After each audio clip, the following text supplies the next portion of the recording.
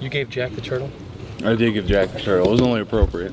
He's the turtle guy? Oh, yeah, he's the turtle guy. Corey, every class seems to have its own personality. How would you describe the personality of the senior class heading into senior day? Say it fluctuated over time, but I think it'll end up being that we're a bunch of hard workers, guys that care.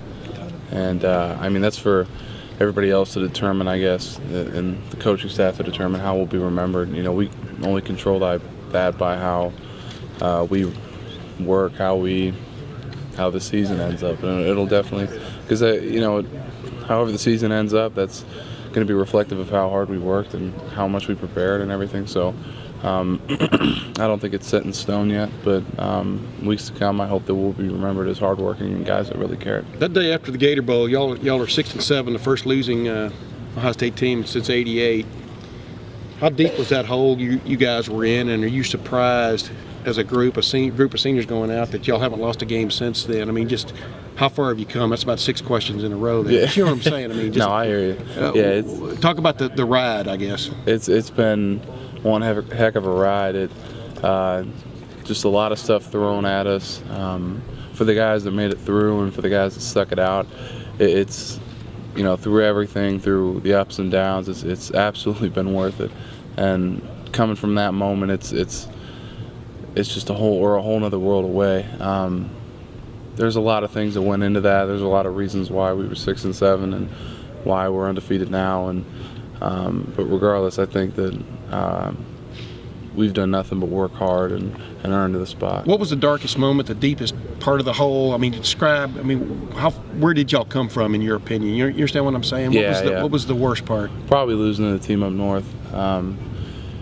Because after that game, everybody was kind of just, you know, like, man, we haven't lost to these guys in forever. Yeah. There was two classes, I think, that went through and never lost. Yeah. And after the Gator Bowl, it was kind of, you know, like, we didn't. I don't think anybody really wanted to be at the Gator Bowl, and obviously that wasn't our expectation going into the season back in January of 2011. But regardless, that was I'd say that was the darkest moment of that season. Is it amazing you're sitting here now, though? You're, like I said, you're riding 22-game win streak. Y'all can be the longest win streak in history. Yeah. Which is, I don't know if that gives you goosebumps, but yeah. I mean, it's kind of cool. And you're playing for Urban Meyer, and I mean, is it weird to you how things flipped? Yeah, it is crazy. It's not surprising though, because of how hard we've worked. But things like the win streak and clinching the leaders division and you know, all this, it's a lot of pressure on you, and to think about that stuff and concentrate on that stuff, it produces nothing but anxiety and stress. So, you know, week in and week out, really, I know it sounds cliche, and I said it before, but it's a one-game season every week for us, and we've done nothing but prepare like that all week or all year, and you know, that's truly been a huge part of why we're undefeated at this point. Does that win streak resonate at all, though? I mean, in 100 and whatever years of Ohio State football, 23 would be the longest. Yeah, I mean, after we get it, yeah, it will. But right now, I mean, I didn't even, honestly, like 2 weeks ago, I didn't even know what our record was. I'm being completely honest, and I think there was a feeling on the team too that, you know, what are we, 7-0, 8-0? It doesn't really matter, because all we have to do right now, all we can control is the next opponent. So, you know, at the end of this game, if we get this win, then that'll be a heck of an accomplishment. But right now, you know, we're just focusing on beating Indiana, because Indiana doesn't really care about our win streak. And the O-line's been a huge part of it. I mean, Coach Meyer goes as far as to say, you guys are the catalyst of the team. I mean, it's got to make you feel good. You guys are, like, you know, arguably like the best part of this great team. Definitely, it does. When you get praise like that from the head coach, it gives you a lot of confidence. And but Coach Warner, I can tell you right now, he's going to keep us level-headed. So that guy never lets up. And it's Coach Meyer gives us all the praise in the media and gives us all the praise after the game. But Coach Warner is the guy that really keeps us level-headed and keeps us working and grinding. You guys are obviously putting up a lot of points and numbers offensively. What's the mentality when you get out there? You know, last week, all of a sudden, Illinois is scoring points. Is there do you feel a responsibility like we have to score when we get the football? And I ask that too because Indiana, they didn't last week, but they've been scoring pretty much on everybody. Do you as an offense go out in a game like this with a mentality we need to score a lot of points? Yeah, I mean that's just innate in who we are, and every week we go out there thinking we got to score a lot of points regardless. That's the goal of our offense. If it were to do something else, then we'd be focusing on that. But the primary goal of any offense is to score a lot of points, and our expectation is higher than a lot of other people's out there. And I mean, 60-35, we came off the field, and honestly, the feeling in the locker room was we didn't play good. And in other programs across the country, that would be an amazing victory, and everybody'd say, "Oh, they put up 60 points. Look at that."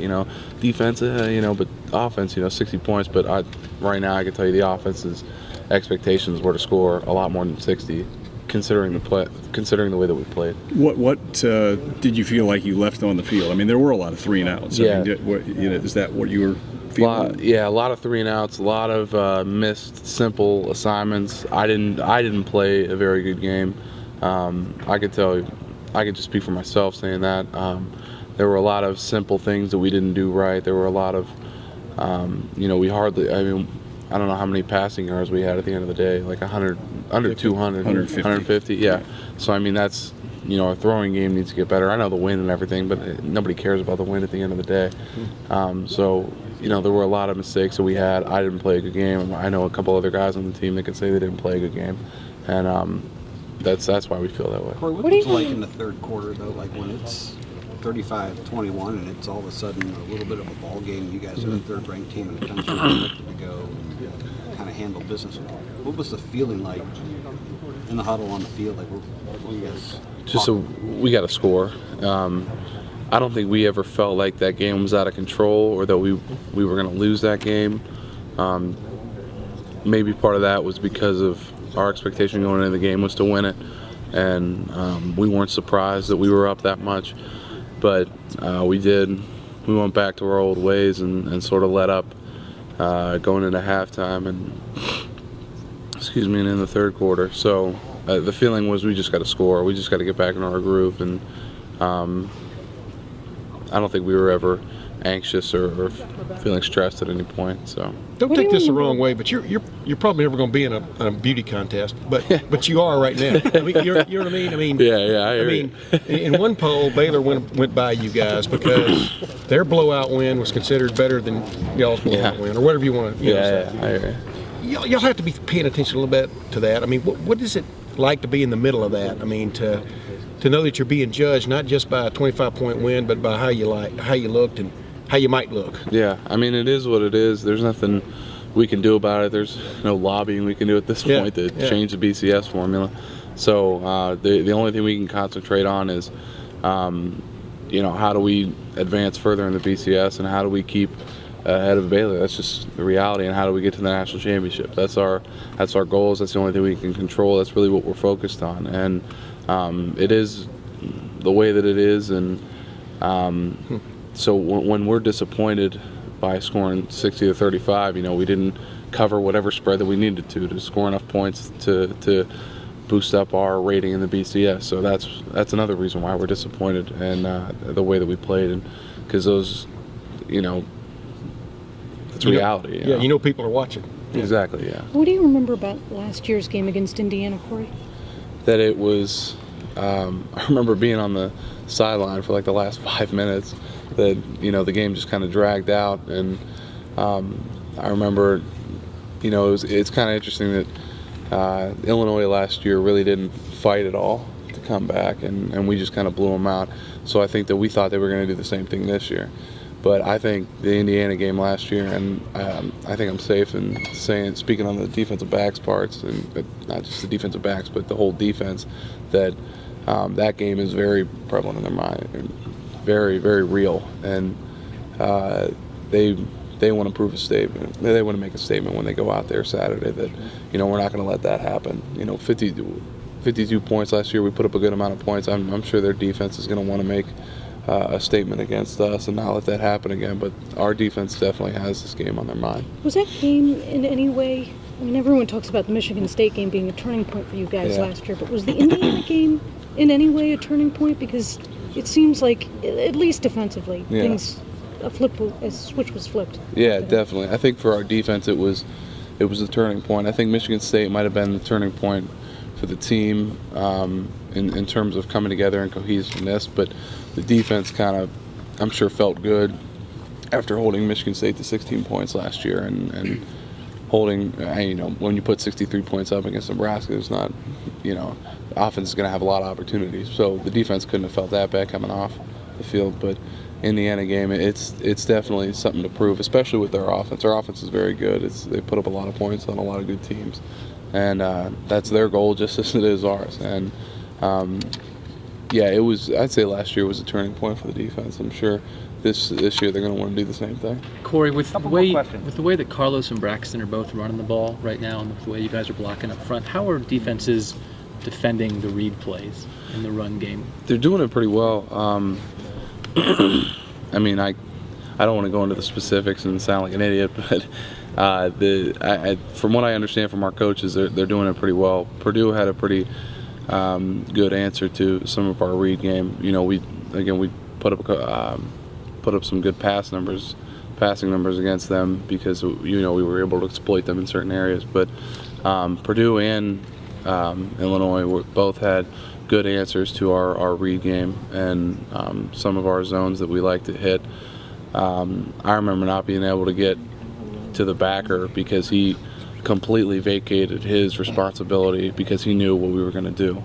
And, I tripped up and coming off on the sideline, I'm on my face and Coach Meyer's yelling at me because I didn't get the backer. And, I'm thinking, how the heck did that guy beat me over there, But, they're starting to catch on to some of the things that we do best.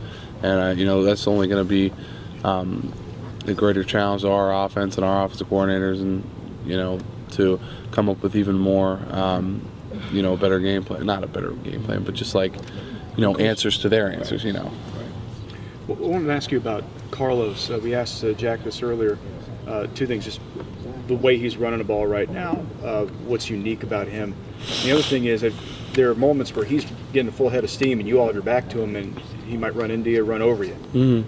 Do you have a specific story you remember of getting hit by him, what it felt like, what it must feel like for a defender to try to stop him? You can't even see him when he hits you. Any story that stands out to you? I actually do. Sunday, we were in here going, shorts practice, and it was a post-game practice, and we were all in there, and Sundays aren't a physical day, and I'm tired from the game, so tired. Well, we were on a bye week, but we're going through. Maybe it was 2 Sundays ago. Regardless, we were in shorts and no pads on, and I'm blocking this linebacker, and I'm just trying to fit him up, and because nobody's got pads on, but Lowe's comes through and just smacks my back, and I'm like, what? I look behind me, and I'm like, who the hell just hit me? And Lowe's comes running through, and I'm like, what? And I go up to him. I'm like, dude, you're going pretty fast. And he goes, yeah, man, I got to run. They see us running on film. And I went back to the huddle thinking, man, if that guy runs into me like that on a no pads day, what's it kind of feel like for a defender? And I just seeing all those guys bounce off of him sometimes, on the film. And him breaking all those tackles, it doesn't surprise me now, after getting hit behind in the shoulder from him. And so, I guess that's my story that I have. But, when you see Carlos break all those tackles, the guys just bounce off him because they're trying to arm tackle him. And, don't be surprised, that I guess, you guys are used to it watching him. But he's one tough, fast, big dude, Jack said that he broke 2 of his ribs. Oh, did he? Oh, yeah, he did, yeah. 2 years ago, yeah, at Nebraska. I remember that. I think it was Nebraska. But regardless, yeah, there you go. Hey, Corey, just real quick, as an Ohio guy, Ohio State, Ohio Dominican, and Mount Union each have the longest winning streaks in their divisions in football. Yeah. Does that say anything about Ohio football, or what's something like that mean? Anything? I guess. We have a lot of Ohio guys on our team. I'm sure they have a lot of Ohio guys on their team too. Play some good football in the state. if you were down in the southeast, would they make people make a bigger deal about it? No comment. Absolutely. Thank you. Thanks.